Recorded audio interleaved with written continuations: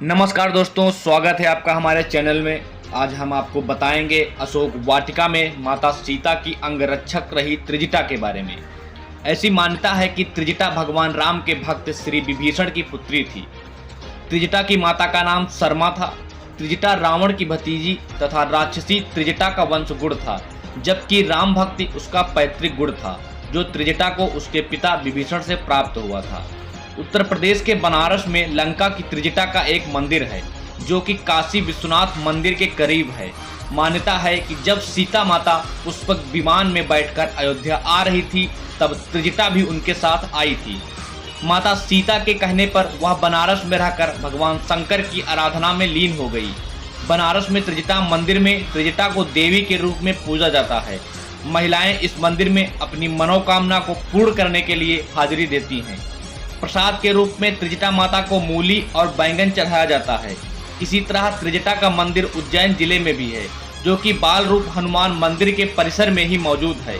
सीता पुराण में त्रिजटा को विभीषण और गंधर्व शर्मा की बेटी बताया गया है। त्रिजटा अशोक वाटिका में माता सीता की अंगरक्षक थी। जब लंकापति रावण साधु का वेश धर के छल से माता सीता को पुष्पक विमान में उठाकर लंका लाया था, तब माता सीता के रहने के लिए उसने अशोक वाटिका को चुना।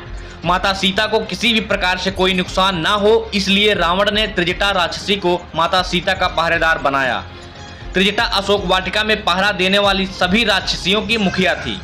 उसके आदेश पर ही सभी अपने कर्तव्य का निर्वहन किया करते थे। जब रावण माता सीता को अपहरण करके लंका लाया था, तब माता सीता अत्यंत दुखी थी और लगातार विलाप कर रही थी। अशोक वाटिका में मौजूद दूसरी राक्षसियां माता सीता को लगातार तंग किया करती थी।